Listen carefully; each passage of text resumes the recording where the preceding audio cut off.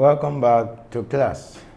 This is Module 2 on electron configuration and chemical periodicity. We have learned in our previous class, if you watch the last video, you will see how that we are able to divide and stratify the periodic table into 4 blocks. The S block, the P block, the D block, and the F block. As well, we have been able to look at the guide that will help us in order to arrange the electron in the orbital. So now today we want to look at the 3 fundamental principles and the laws that actually guides the allocation of electron in the orbital. And this is Module 2. I'll urge you to watch Module 1 of this lesson and then follow up to the end of this Module 2 lesson. Now, let's look at the learning objective. At the end of this lesson, you should be able to 1. Know the development of the periodic table as related to electronic configuration. 2. Enumerate the characteristics of many electron atoms. 3. Explain the quantum mechanical model. I'm going to give you a quantum mechanical model. In fact, you are going to see how we can use the quantum mechanical model to mirror the electron configuration in the periodic table. 4. You are going to be able to, at the end of this lesson, highlight the trend in some key periodic atomic properties. You are also going to be able to discuss the connection between atomic structure and chemical reactivity at the end of this lesson. And finally, you will be able to discuss rules in electron configuration and also its application. So let's give it a go.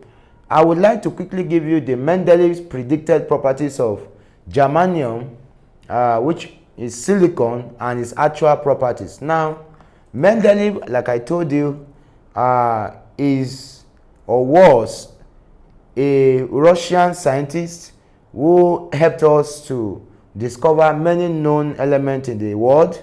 And not only that he discovered them, he also tried to stratify them and group them across period and groups.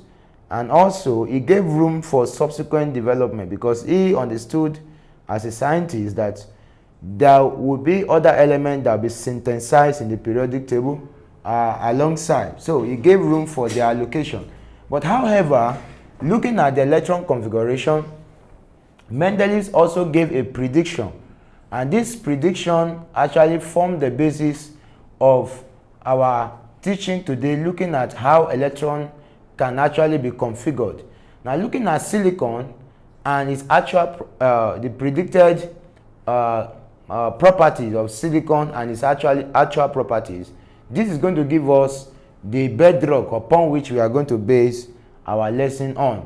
So the atomic number is 72 AMU and the actual property is 72.61.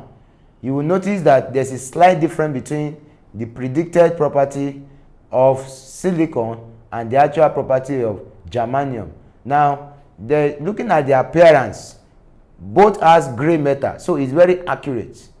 We are looking at this because it's very important when we get to mechanical quantum experiment, looking at it in order to relate it with the allocation of electron.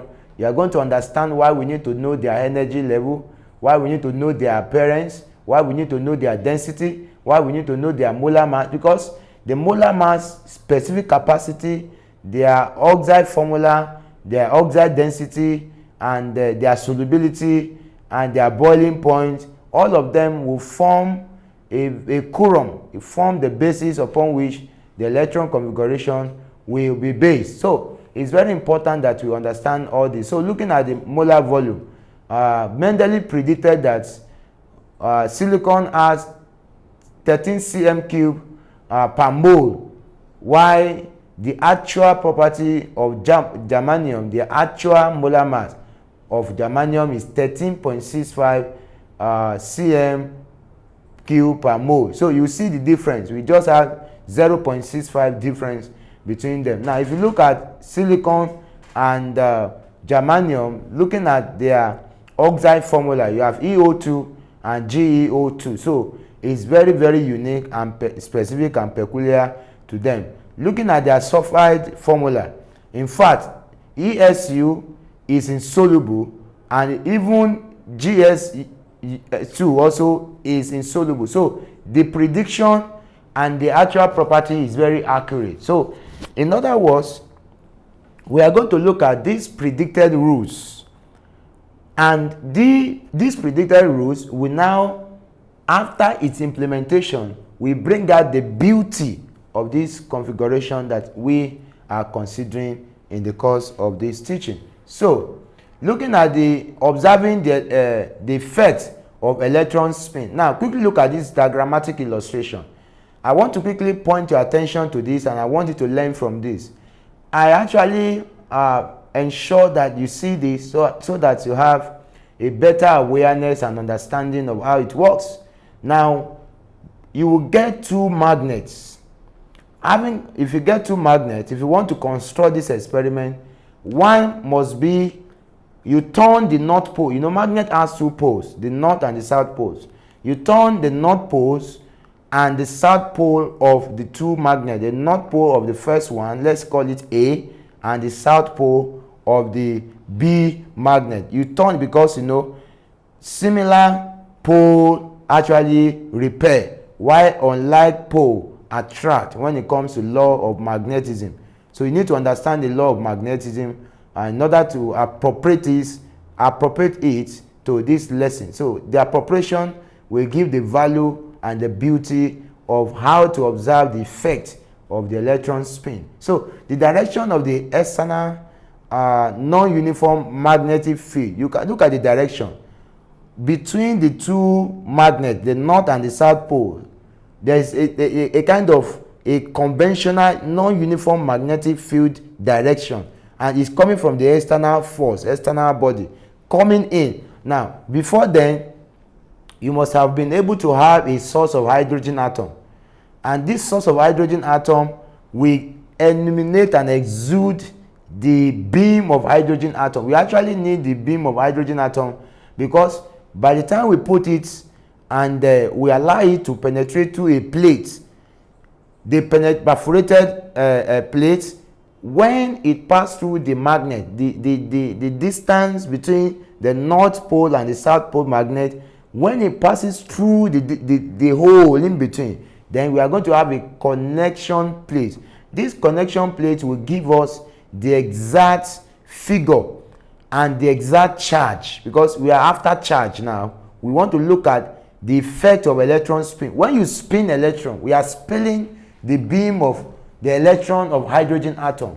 So because you know hydrogen has both proton and electron, but we want to look at the electron spin. So you cannot actually be able to get the electron spin until you get magnet and you allow atom that has a source of beam, or using the beam from the atom, bombard it through a perforated a kind of plate that is, you know, transparent, a transparent plate, then allow you to pass through between the north pole and south pole of magnet. Then you are going to have a collection plate. At the collection plate, you are going to observe two things. Number one, there will be an anion form. Two, there will be a cation form. That is, both positive and negative charge ion must actually be formed. This is what is important when we are looking at this particular effect of electron spin. Now look at this summarily. Let's look at the summary of quantum number of electron and atom. You know, if you don't know the quantum number, it will be very extremely difficult for you to be able to know how to maneuver your way in writing electron configuration of any atom, of any element in the world. It will be very extremely impossible or difficult. If at all you are going to be able to, it will be extremely difficult until you understand this quantum number of electron in atom. Now looking at, then let's look at the name, symbol, allow value, and the property. Now we have what we call principal quantum number, And this principal quantum number, the symbol is n, and it has positive integer, integer like 1, 2, 3, 4, like that to infinity. It's an infinite process. So you have a positive integer 1, 2, 3, 4, 5, depending on the position and the value of the principal quantum number. Now, you need to know also the property of the orbital energy size. Then when you are now looking at principal quantum number is denoted by n, it has positive integer, and then it has orbital energy. Now, looking at the angular momentum, when you consider the angular momentum, instead of using n, we use L. All these things, you are going to come across them as you go and explore questions on electronegativity, questions on electron configuration, questions on electron chemistry, and all. You're going to be encountering all these kind of questions. So you need to understand what symbol donate what, and the property of each of them, and the values that are allowed within the circumference or the frame of this angular momentum, the principal momentum, and magnetic momentum or quantum number. Now, angular momentum is denoted by L, and it has integer from 0 to n minus 1. So you see that it's different. You cannot use that of angular momentum and use it for that of principal quantum number. It won't work. So now, in angular momentum, looking at the properties, orbital's shape, like L value of 0, of 1, of 2, and 3 correspond to S, P, D, and F orbital respectively. Can you see a link between what we are doing now and what we have done before and what we are about to do? So there's a link between the three. Now, we started looking at the SPDF orbital, looking at how they are positioned in the periodic table, looking at the element that actually have capacity to have its electron filled in this S, P, D, and F orbital. Now, we have come to look at critically the quantum number of electron in an atom, and we are relating it to the angular momentum, the principal quantum number, as well as the magnetic capacity. So, looking at it now, we have SPDF. So, the integer, the values allowed within this angular momentum follow the same sequential order. So, now let's look at the magnetic momentum. It's denoted with ML, and the integer from L to 0 to minus L to 0 to plus L. So at the extreme negative side, we have minus L. At the center, we have 0, which form the basis of the center. Then at the extreme right hand, we have plus L. And this is orbital orientation. We are going to explore this. You need to know the orbital orientation, because if you don't have this orientation, you may fall short of the required principle to be applied in appropriating these guidelines and getting the right answer for the right question. So each electron in an atom has its own unique set of 4 quantum numbers. This is a summary of what we have just considered now. Each electron in an atom has its own unique set of 4 quantum numbers, and the quantum numbers, I'm going to actually express them explicitly as we further in our teaching. Now, there are 3 basic principles that actually necessitate the arrangement of electron in the orbital. The first is Pauli exclusion principle. Number 2 is Hubble's principle, and number 3 is Horn's principle. These 3 principles actually forms the fundamental, basis, the basis of arranging electron in the quantum number. Remember, I said that each of these atoms has capacity and has its own unique 4 quantum numbers, which I'm going to explicitly explain as we go further. Now, no 2 electrons. Look at the principle now. When we say principle, it has no alternative, no other option. You either adhere to the principle or you fall short. So, failure to adhere to principle means that you are going contrary to what is required of you in solving any questions, whether in internal or external examination. So the principle states no two electrons in the same atom can have the same 4 quantum number. I'm going to show you how this works. No two electrons. I need you to have the mastery of this particular principle. It's a principle that you must follow. No two electrons in the same atom can have the same 4 quantum numbers. Now, an atomic orbital can hold a maximum number of 2 electrons, and they must have opposite spin. We call them paired spin. Please note this. I am going to show you this even right in this video. So it's very important that you watch this video to the end. So you're going to see, because I've seen in external examination, I mark external examination, and I've seen students making simple mistake and actually that help them, or that could not allow them to be able to get a reasonable mark in their external exam. So these are bases, these are principles, these are fundamentals, these are things that you must strictly adhere to. We call them principles, no exception.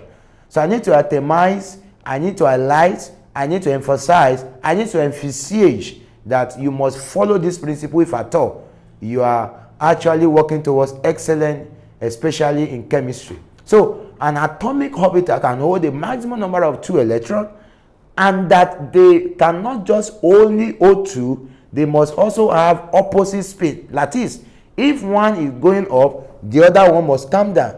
If this first one is coming down, the second one must go up. It must have opposite spin. It must not actually have the same direction. This is what polar exclusion principle is talking about. So let's explore. Now, look at this.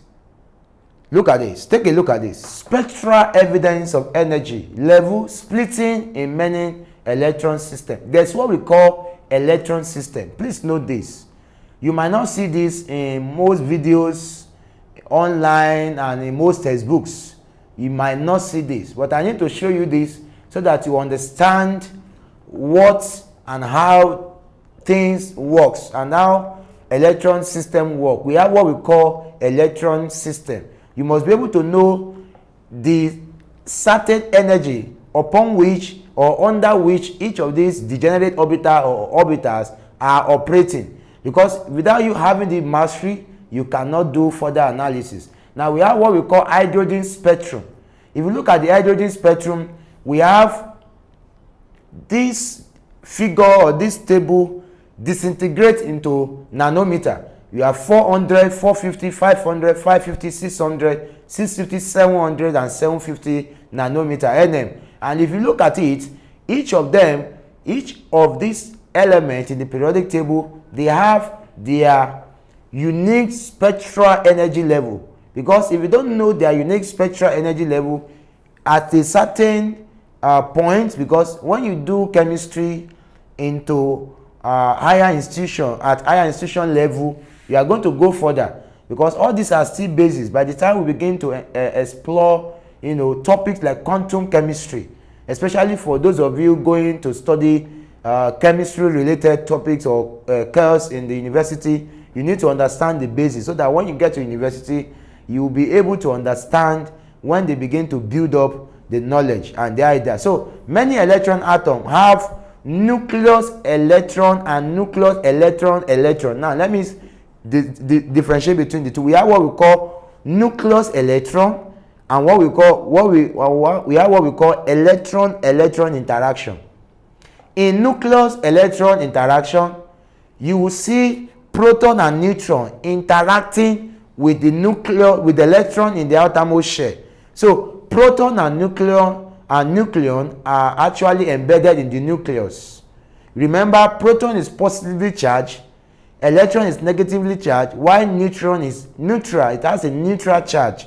So both proton and neutron are embedded in the nucleus, enclosed at the center point of an atom, while electron is orbiting around the shell. So the nucleus electron interaction is the energy that resonates between the nucleus and the electron in the shell, while electron interaction is just the energy required for two electrons to bond together are the extreme valence electrons. So lead to the splitting of energy level into sub-level of different energies.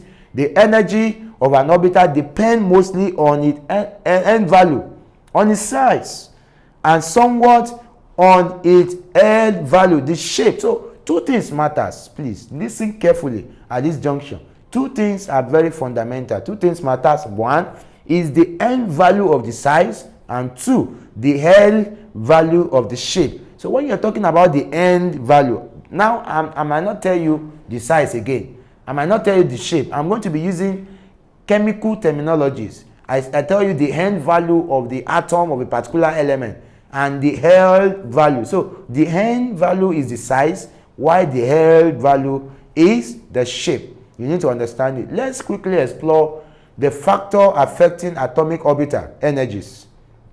Factor affecting atomic orbital energies. Effect of nuclear charge. One, nuclear charge has actually a very great effect on the orbital energies. Now, higher nuclear charges with lower orbital energy. Look at it. Higher nuclear charge lowers orbital energy. When the nuclear charge is high, the orbital energy will be low. This will help to stabilize the system by increasing nucleus electron interaction. I don't think I need to explain this again. Look at it. When you have higher nuclear charge, the orbital energy must be lower in order to resonate and stabilize the system, the electron system, the quantum, the fundamental electron system, in order to ensure that there is a balance. Now, two, effect of electron repulsion shielding effect. Now, additional electron in the same orbital. When an additional electron is added, it raises the orbital energy through electron repulsion. You can imagine adding something. You have two balls in the basket, then you add one more, you add one more. The more you add electron, the more orbital energy will increase. And there will be resonation between the electron repulsion. So 3 is the addition of electron in an inner orbital. So the inner electron shield outer electron more effectively. The inner electron, it will shield the outer electron more effectively than those electrons in the same sublevel. So the inner one tend to shield, tend to prevent, when you say shield, it's prevent. It does not allow a proper resonance. Now, looking at the effect of nuclear charge, look at this diagrammatic illustration. Look at this. Electron is donated with, minus, while proton is donated with plus. Now, the electron is easier to remove. Look at where it is. It's on the outermost shell. Look at that trend. Look at the position. So it's easier to receive because only one positive proton is here. Now, if you now come to the second with the higher energy level, because you have increased the number of protons, you have increased the atomic number, you have increased the propensity and the vulnerability of this electron to be retained within the system. So it now becomes very hard to remove it because now you have added more proton. So the electron will now be more harder for it to be removed. It will be, this orbital must be stable. So for it to be stable, look at the resonance, look at the resolution between the electron and the proton. This is what I was trying to explain to you, and this gives it the greater nuclear charge, lower the orbital energy. So when the nuclear charge is higher, the orbital energy will be lower, so that there can be resolution and then there can be balance, because our goal is stability. Now let's look at the effect of another electron in the same orbital. Each electron shades the other from the full nuclear charge. Listen to this. Each electron, it will shield, prevent the other from the full nuclear charge. And then when this is done, it means that the orbital energy must be raised. It must increase. It has to increase. You know why? Because you are having another electron in the same orbital. Like for instance now, I want to paint this picture. If 3 persons actually are within a confine, a place holding on to a particular object. Now, you will understand that when you actually give that 3 individuals holding that object, you want to challenge to collect that object. You want to collect that electron from that orbital. It will be very impossible to collect because 3 of them are holding on to it. But by the time you now had maybe 10 more electrons, so it means that 3 of them will be playing around with more than 3 electrons. So it's very possible to quickly go and get that electron from their hand. So it will raise the orbital level. Now, let's look at the effect of other electrons in the inner orbital. All these are very important and fundamental. In fact, you hardly see this explanation in most textbooks and even online. So it's very important you follow this video to the end and you understand the principle that is at work when it comes to electron configuration. Now, the effect of other electrons in the inner orbital. Inner electrons shield outer electron very well and raise orbital energy greatly. This is very important. I've explained this. Now look at the effect of orbital shape. Now let me quickly look at the shape and the size. Then we'll go to our questions. Now look at this. If you look at the first diagrammatic illustration, which is the figure 8.6 diagram I put here, you're going to see that there is a penetration of 2s. Now look at the radial probability. Look at this.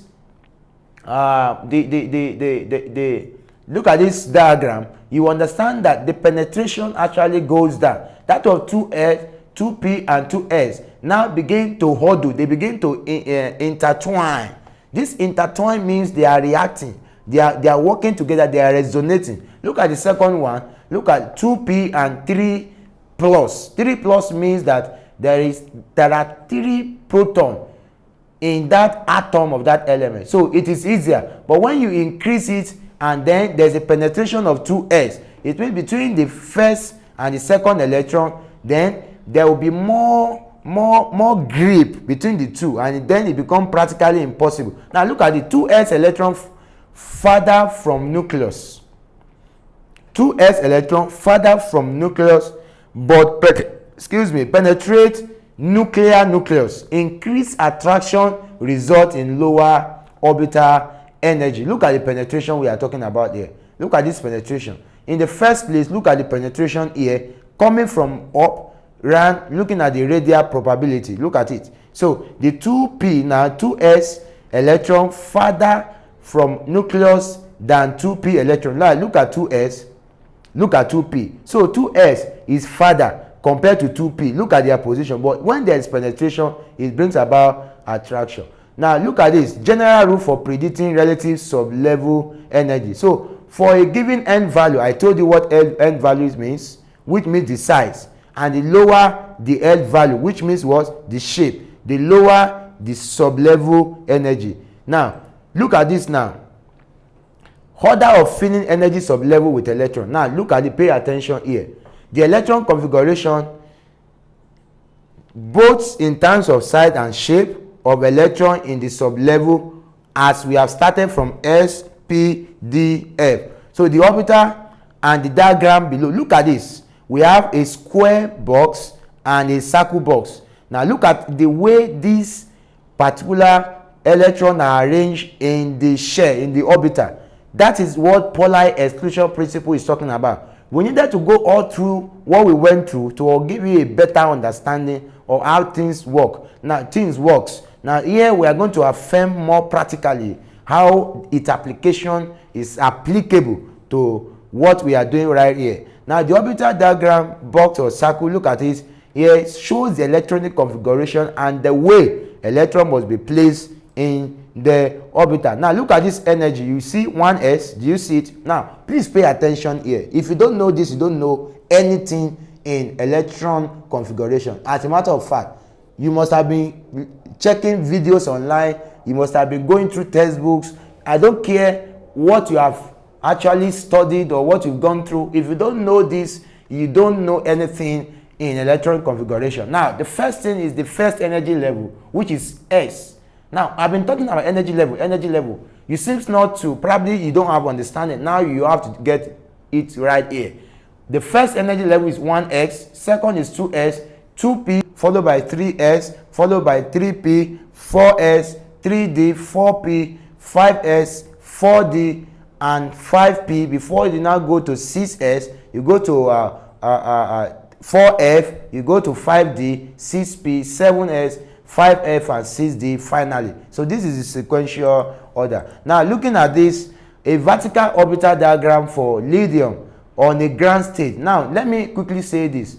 We have electronic configuration on ground state and excited state. So ground state means that the element, the atom of that element has not undergone any chemical analysis on the ground state, on the neutral state. But on excited state, it means that there have been a loss or gain of electron.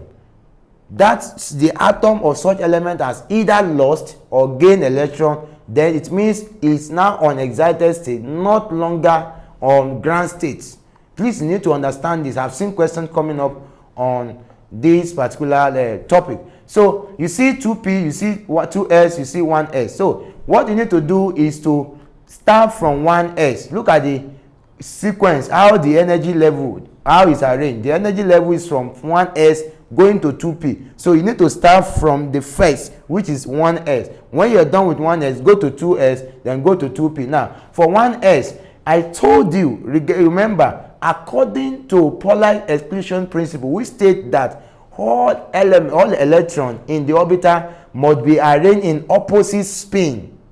Opposite spin. Now look at it now. Dark field spin pairs. You see it now that this dark electron, this represents the number of electrons. It means that this particular orbital has capacity to contain 2 electrons. The first one goes up, the second one actually face down. This is the right way. Now look at the 2s. You see that 2s, being the only one, goes up. Please don't make mistake of bringing it down. If an orbital is having only 1 electron in its degenerate shell, don't take it down. Don't put the arrow down. Take it up, because the first, it must go up first before coming down. Very, very important. Now looking at 2p. 2p is empty. Why? It's because of the fact that particular element, which is lithium, its electron does not enter into p block. P block is only within the s block. That's why if you want to write electronic configuration of lithium, you start 1s2, 2s1. Very important. Now we are going to quickly explain Hund's principle, Hund's rule. Hund's rule actually is very important. Maybe in our next video we are going to do a further analysis of how it works, but you're going to see first here we're going to know the principle and we must follow it very strictly. When orbital of equal energy are available, the electron configuration of the lowest energy has the maximum number of unpaired electron with parallel spin. I'm going to explain this very, very importantly to you, which you are going to understand. So the Hund's principle, remember the polar exclusion principle, we state that when you are filling orbital, it must have opposite spin. Now here is talking about unpaired electron with parallel spin. Maximum number of unpaired electron with parallel spin. I'm going to explain this further. Now if you look at this problem, determine the quantum number from an orbital, the diagram. Now looking at the problem, write the set of quantum number for the 3rd electron and set for the 8th electron of the fluorine. I'm going to properly explain this. Now look at this. Plan 1. Use the orbital diagram to find the 3rd and the 8th electron. That is the up arrow plus 1 over 2. Then the down arrow minus 1 over 2. You will now understand that fluorine, the atomic number for fluorine is what? Hydrogen, helium, lithium, beryllium, boron, carbon, nitrogen, oxygen, fluorine. That means it's 9. I'm helping somebody who does not know. You are supposed to know the atomic number. Atomic number of sodium is 11, magnesium is 12, carbon is 6, nitrogen is 7, hydrogen is 1, potassium is 19, calcium is 20. So you need to know them from offhand, so that you'll be able to do exploit when you are dealing with all of this. So what you need to do is that the 3rd electron in the 2s orbital, its quantum number are 1, n is equal to 2. That is what? The size. L is equal to 0. That's the shape. And then remember I told you of this magnetic property, which is 0. And then it means that when you use the magnetic property in a magnetic field to test, you have plus 1 over 2. So the 8th electron in the 2p orbital, its quantum number is N2, L1, ML minus 1, and MS minus 1 over 2. So this will form the basis of our teaching on this particular time. So in our subsequent video, I'm going to take you through the application of Ohm's principle, and later we go to Hubble's principle, which is the fundamental Hubble's principle. So I would like you to follow up in our next video so that you can have a mastery of what electron configuration is all about. So let's look at some questions. So let's take some few questions as related to what we just learned right now, and see how we can solve the question. Now look at question number this question on the screen. The two elements 11 and 19 are in the same group because they have the same. Now look at 11. 11 is sodium, 19 is what? Potassium. So both of them are in the same group because they have one, the same what? Valence electron, B, number of share, C, the same ionization energy, D, the same atomic size. No, the two elements here, which are sodium and potassium, are in the same group because they have the same number of valence electron, which they use for their electronic configuration, because which they use for chemical combination, because it is this valence electron that are required to be used in chemical combination. So the energy which accompanying the addition of an electron to an isolated gaseous atom is A, ionization energy. You know, they say the energy which accompanying the addition of electron to an isolated gaseous atom is A, ionization energy, B, electronegativity, C, atomization, and D, electron affinity. So what is the energy which accompanying the addition of an electron in an isolated gaseous atom? It is actually called electronegativity. So let's look at the electron that are most easily moved from magnesium that have atomic mass of 24 and atomic number of 12 in which orbital. Now if you look at the stratification, 2s, 1s will take 2, 2s will take 2, 2p will take 6, 2 plus 2, 4 plus 6, 10. Then we have only 2 more electrons. So it will be, we have covered 1s, we have covered 2s, we have covered 2p. So it will be in 3s orbital. That's where it will be. It will be the 3s orbital. Very important. Just looking at what we just learned right now. The last question: elements in the same group of the periodic table have A, the same number of electron share, B, the same atomic size, D, different chemical behavior, D, the same number of valence electron. They don't only have the same number of electron share, they have the same number of valence electron. That's the correct answer. The same number of valence electron, because this valence electron will tell you the orbital in which this electron is going to be placed, and this is the fundamental basis of the arrangement. So till I come your way next class, I would like you to subscribe to our YouTube channel and watch more of our subsequent videos for you to be informed about the new trend. There are development in chemistry now. You need to be updated. So we are coming your way to give you more updates. We would like you to stay tuned. Until then, I remain your chemistry instructor. Bye for now.